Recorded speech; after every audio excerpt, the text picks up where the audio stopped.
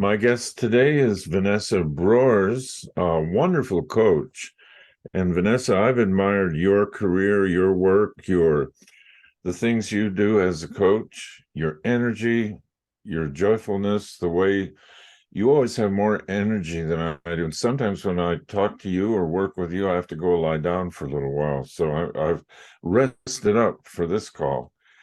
But in the work that you do over time, um, I've noticed that you've now come up with a new program, and I always get fascinated by the creative nature of the coaching profession and how coaches can create new cool things to do. Like I see Michael Neal meeting with 6 people in Monaco, and I just think, wow, why haven't I done that? And you've written a book on motherhood, and you've done a lot of things, and now you have a thing called Emergence, and it's at no cost from what I've read about it. And can you tell me a little bit about it and what's it like and what inspired you to do it? Yeah. Yeah. Oh, so what's interesting about the way my programs are coming through the creative channel these days are I'll get a name for a program way before I know what it is. And so I don't know, a few months ago, the name Emergence came through in a meditation, and I thought, oh God, I don't need another program. Get out of here. Kind of like a fly, you want to wave away. But it dawned on me a few weeks after that I had really wanted to create something insanely high value that really pushed me to my creative edge and how I delivered transformational experiences and didn't want to charge for it. It just Wow. it, it just feels correct, for lack of a better word, just the right thing at the right time. And so simultaneously, over the past, let's say 5 years, but last year really intensely, I've been doing some really, really, really deep soul work. And what was so surprising about this past year is that I had this real focused idea of what I wanted to get out of it that was largely driven around money and success and the professional accolades. But the way that I shifted in the process, the way that I changed as a human, it felt more like an emergence than achievement. That I didn't Oh, necessarily do these things to arrive at a certain place. I was doing all this work, and then this new version of me sort of just popped out of the ground. And it was both really familiar in the sense that I felt like, oh, this is exactly who I am. This is who I've always been. And somehow it just wasn't coming out this way. And at the same time, totally surprising and delightful. And so that's a similar trajectory, a similar invitation that I'm wanting to bring the people who are coming into emergence to experience for themselves, to go deep enough to connect to the truth of who they are and to do it in a way that's surprising, to be delighted by what comes out. yeah. And I know that you do that with individual clients, that you somehow see the magic in them or see the potential in them that they don't really realize how to express.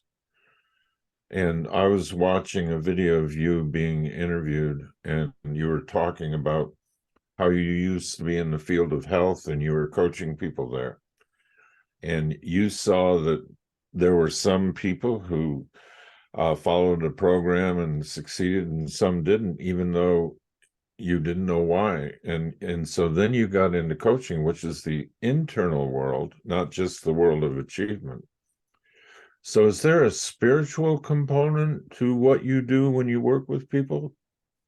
Yeah, I think that was the missing piece of my work, both Mm. personally and professionally, for a very, very long time. I actually remember, at least as I think I remember, the exact moment that I sort of cut myself off from spirit, God, life, whatever you want to call it. I was around the age of 6, and my childhood was pretty intense and difficult in many ways. And I remember just pleading and pleading and pleading for God to come save me. And he didn't. And I just thought, okay, fine, I'm on my own. And I created in that way for a long time. And I actually, one of the best things you ever said to me when we worked together, I remember I said something to you like, but I've created so much in this because of this. And you said, I think you've created so much in spite of it. And it's that kind of realization where we can only go so far on our own. We can only go so far from our own will and our own vision and our own desires and our own efforts. But I think, at least for the people that I work with, there's this real desire to create amazing things, but then Mm. there's this quieter desire to not have to do it on your own. And for me, I think that requires a deeper connection to spirituality, both a greater spiritual force, but also the deepest nature of your soul, essentially who you were before you became who you were supposed to be. Oh, and for a person to do the emergence course, does it take a lot of courage? Do I have to be brave, or can I just come, show up, and find out what it's all about? Hmm.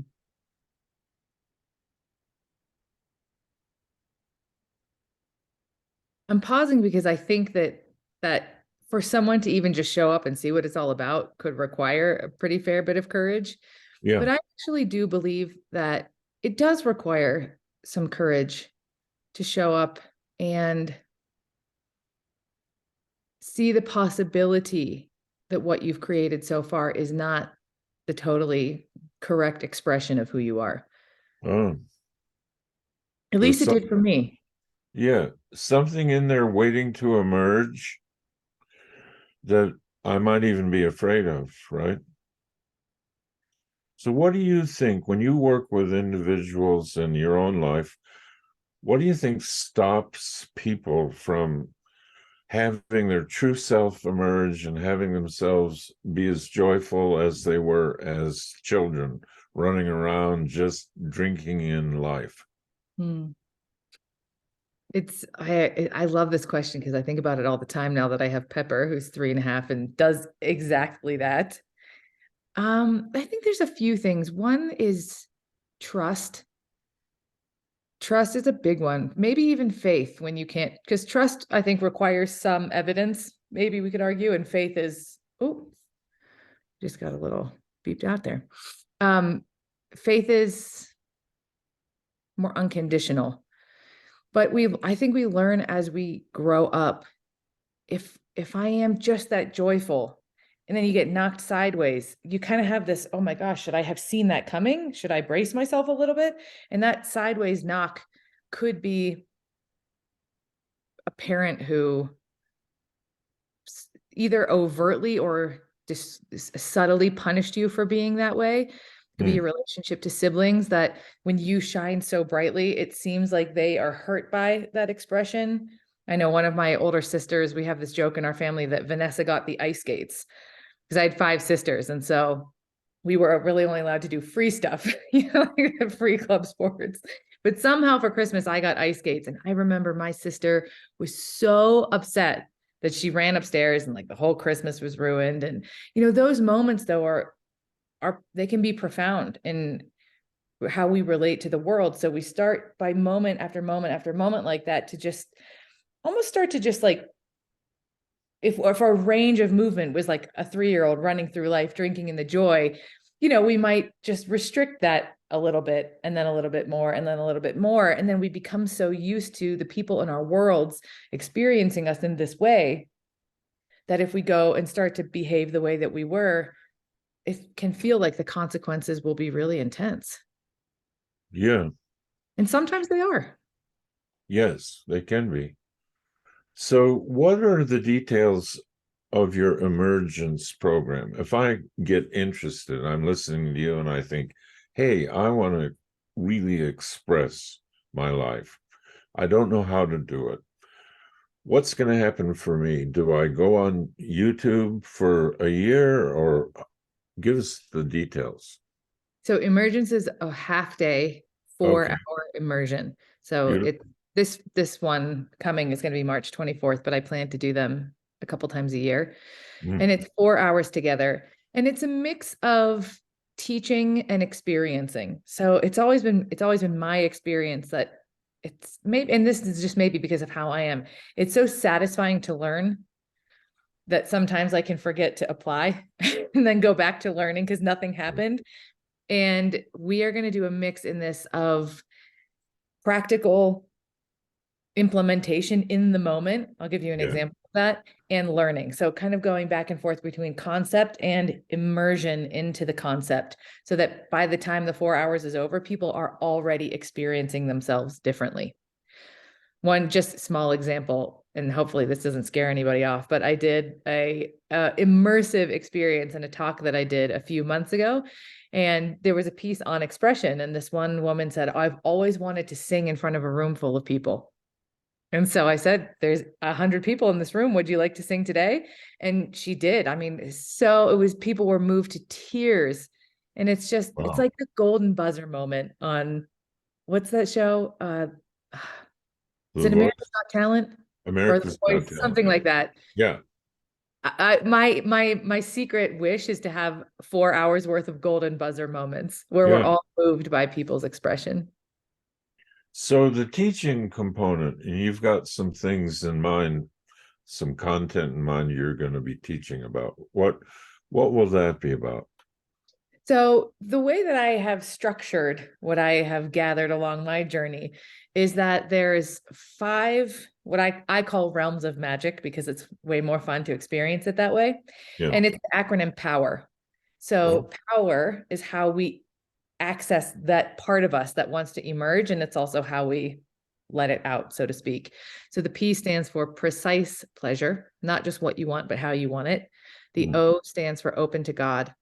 The W stands for wake up to the truth. The E stands for expression, and the R stands for do what's required.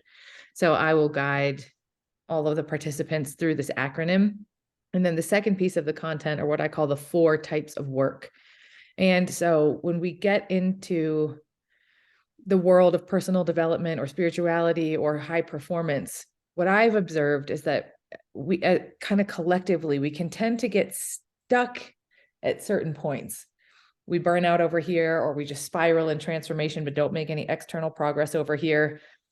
And so I've backed into what I call the 4 kinds of work, and it's outside work that creates outside results, inside work that creates outside results, inside work that creates inside results, and outside work that creates inside results. And so I'll oh, break these pieces down. And what I found is that when you kind of have this other menu of options for ways to work, you might find that when you're feeling really stuck, you notice that one of these other elements has been missing.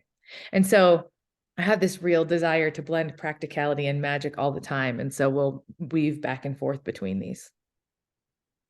so if I join the group, do I have to have a special definition of God, or can it just be the energy of the universe, anything power greater than myself outside Yeah. of my ego? Definitely. Yeah, everybody's experience of that. It's funny, I hesitated to use that word for such a long time because I had a lot of my own baggage around it. And Yeah. then it really served me to be in the presence of people who used it freely. And I got to see my own triggers and hesitations and resistances that let me see my own relationship to that higher power. So, yes, it's whatever your relationship is to that. Even if you're really opposed to having a relationship with that, you're still welcome because you can bring in as much of it as aligns.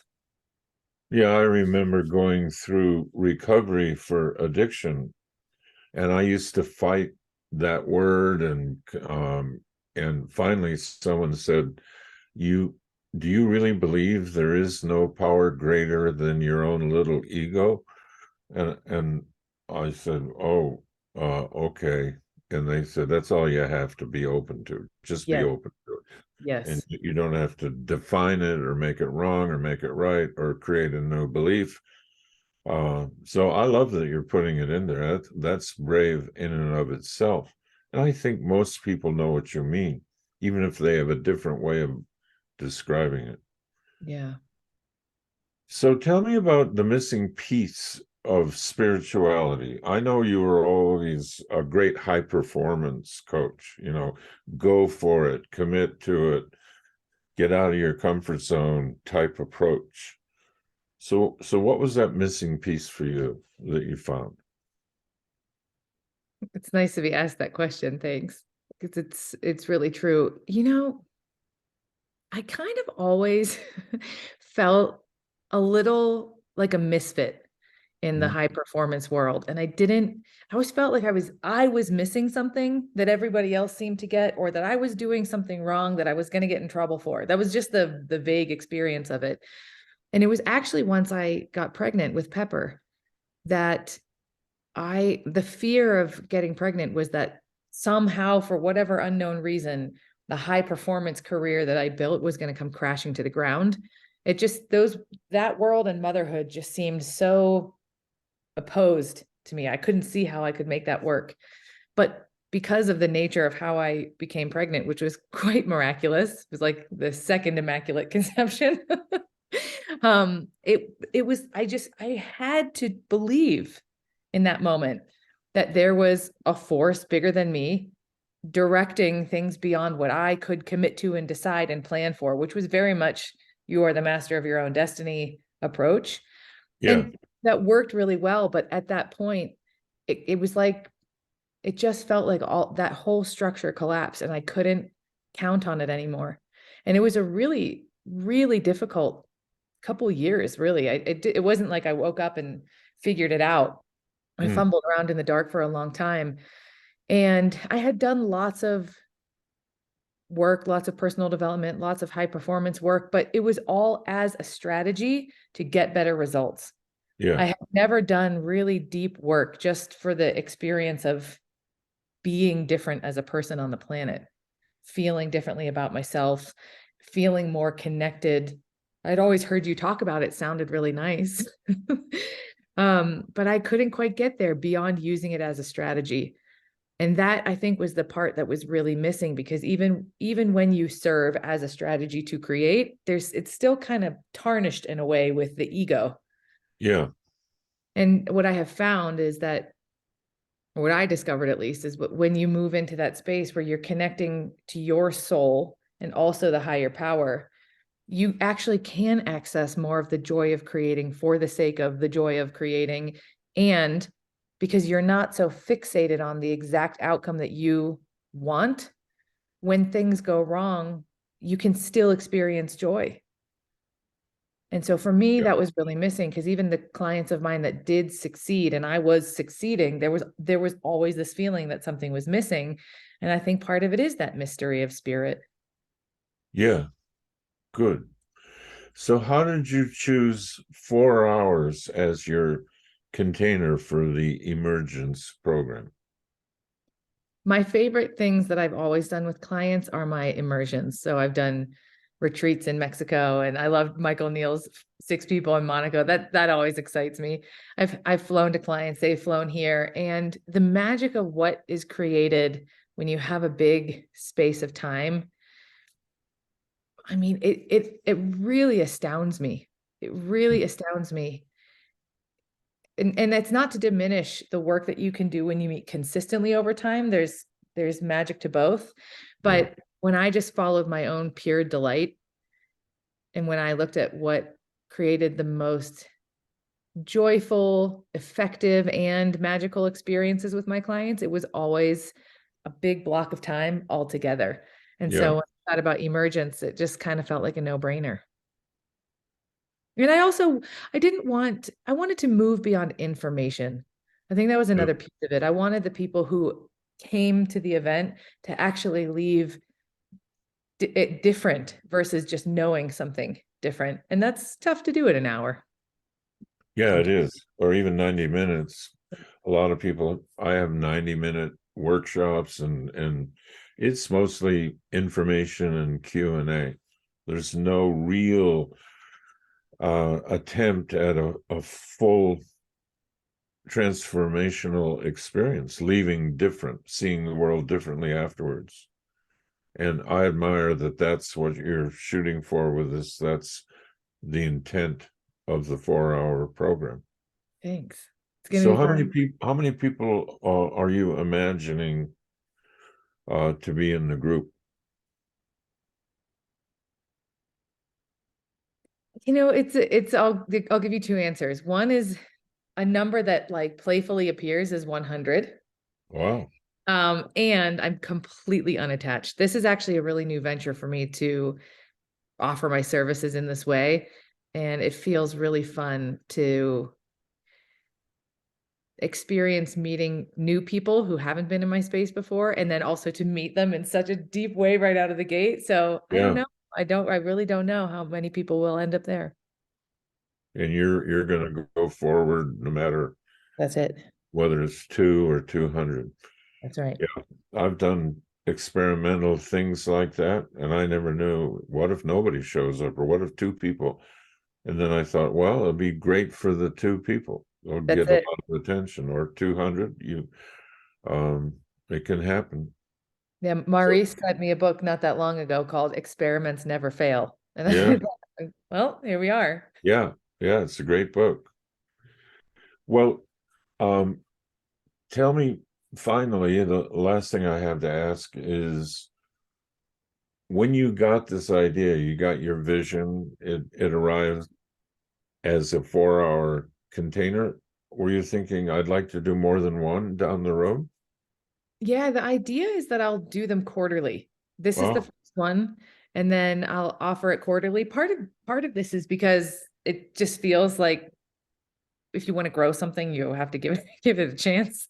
Yeah, yeah. Um, and I mean, I think you probably know this from what is it not? How many rounds of ACS was there? I think there are 3 2-day weekends. Yeah.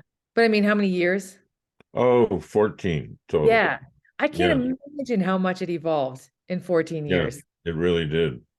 So that's the other part of it. It's both for the opportunity for people to come more often and experience it, but it's also because I know it will innovate and it will grow. And that's something that I haven't always been as committed to. I'm more like I can be more squirrely in my business.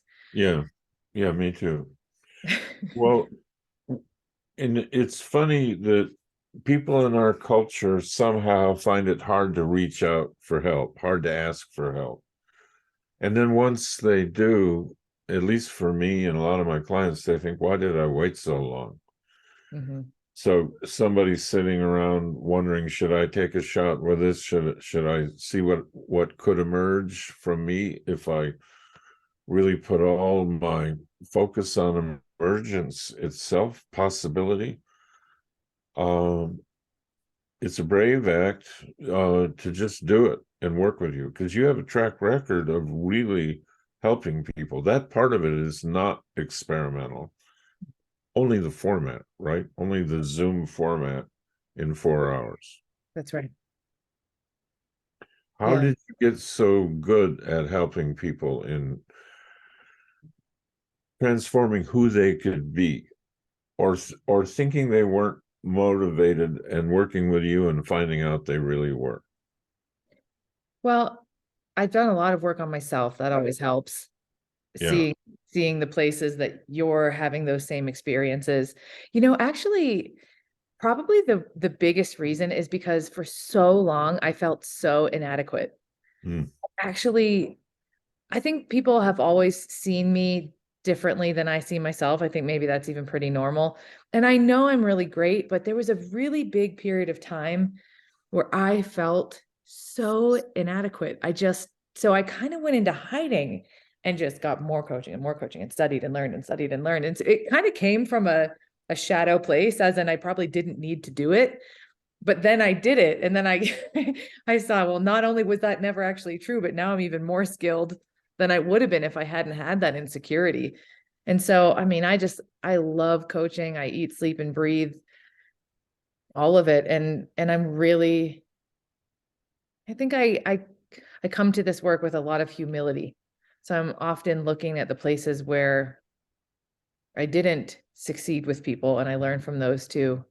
You were a very big inspiration in that for me. I was always mind blown and really in awe of the humility that you brought to the work. And so Thank you, because that was a huge aspect of my evolution. Given my history, I didn't have much choice at bringing humility. I really identify with you. I was always inappropriate, inadequate. So it was never enough. And I also had a similar experience of introducing more of a spiritual element into everything. And all of a sudden it just came alive, and I started enjoying it more, and my clients succeeded faster. Hmm. I'm really happy you're doing that. That's nice to know that, because I suppose I came onto your journey after that moment, and there was a real sort of like coming out of the closet feeling around that, so I can relate to that. Yeah, me too. Well, I can't wait to hear what happened and how it went. And I'm happy to share the news that this is available to people. I think the price is very reasonable. Um, You. People are not going to have to sell anything to join. That's right. So that's really great of you to be doing it that way. It's also And not a 4-hour sales pitch. I think that's worth noting, because sometimes you go to these events and you're excited about what you're going to learn, and it's, they drip the high level stuff, and then yeah, it will not be that. yeah, good. Yeah, that's good. Yeah, there is, you go to a timeshare thing, or and all, you have to sit for the lecture, and yeah, good. That's good to know that ahead of time. Why is it free? People are so cynical and skeptical these days. What is she going to sell us at the end, and why could it be free, and how can she do that? And so that's great. Well, Well, good luck with it. thank Uh, you. I think it sounds fantastic. I can't wait to let people know about it. Thanks, Steve. This was really fun. I appreciate it.